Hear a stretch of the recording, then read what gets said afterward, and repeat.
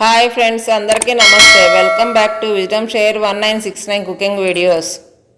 ఈరోజు మనము బగారా రైస్ అండి, అదేనండి బంగాళదుంప రైస్ తయారు చేసుకునే విధానం చూద్దాము. ముందుగా ఒక ఎంటీ బౌల్ తీసుకొని దీంట్లోకి ఒక డబ్బా బియ్యాన్ని పోసుకొని శుభ్రంగా నీళ్లు పోసి 3 సార్లు వాష్ చేసుకోవాలి.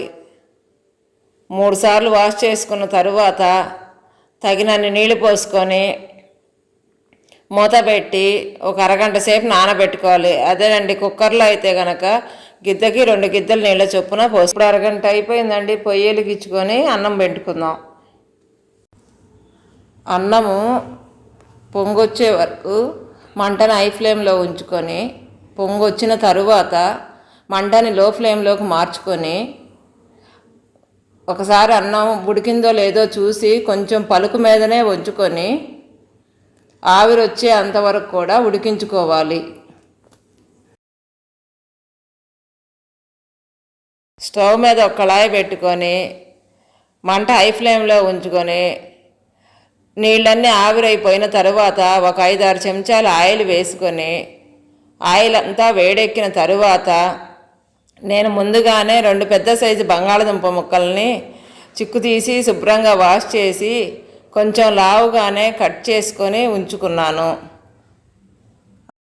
ఇప్పుడు నేను కట్ చేసి పెట్టుకొని ఉన్న బంగాళదుంప ముక్కలన్నింటినీ కూడా ఈ నూనెలో వేసుకొని కలదిప్పుకుంటూ మంటని హై ఫ్లేమ్లోనే ఉంచుకొని నేను ఏ విధముగా అయితే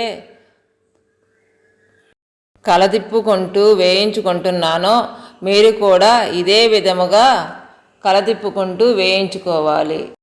ఇప్పుడు నేను చూపిస్తున్నట్టుగా గోల్డ్ కలర్ వచ్చే వరకు కూడా వేయించుకొని ఈ ముక్కలన్నింటినీ కూడా ఒక ప్లేట్లో తీసుకొని పక్కన పెట్టుకోవాలి. ఇప్పుడు ఇదే నూనెలో మంటని లో ఫ్లేమ్లోకి మార్చుకొని 1 స్పూన్ జీలకర్ర వేసుకొని ఇది వేగే వరకు కూడా కలతిప్పుకుంటూ వేయించుకొని జీలకర్ర అంతా వేగిన తరువాత 1 కప్పు సన్నగా తొరిగిన ఉల్లిగడ్డ ముక్కలు, 1 కప్పు సన్నగా తొరిగిన పచ్చిమిరకాయ ముక్కలు, అలాగే ఒక 2 రెబ్బలు కరివేపాకు కూడా వేసి ఇవన్నీ వేగే అంతవరకు కూడా వేయించుకొని దీంట్లో 1/2 స్పూను పసుపు కూడా వేసి ఇప్పుడు 1/4 స్పూను గరం మసాలా, 1 స్పూను కారం,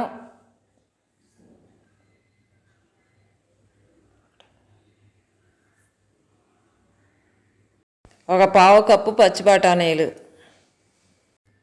వేసుకొని ఇప్పుడు 1/2 స్పూను ఉప్పు, 1/4 స్పూను ఇంగువ, 1 స్పూను అల్లం వెల్లుల్లి పేస్టు కలదిప్పుకుంటూ అల్లం వెల్లుల్లి పేస్టు మనం వేసిన గరం మసాలా ఇవన్నీ కూడా వేగేంత వరకు కూడా వేయించుకుంటూ ఇప్పుడు మనం వేసుకున్న మసాలా అంతా కూడా పచ్చి వాసన పోయే వరకు కూడా వేయించుకొని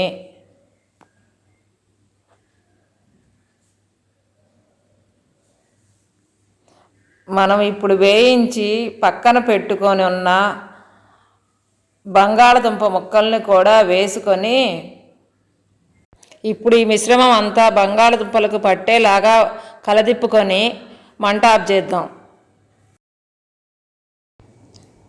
ఇప్పుడు ఒక బేసిన్ తీసుకొని దీంట్లోకి మనం వండుకున్న అన్నం మొత్తాన్ని కూడా వేసుకొని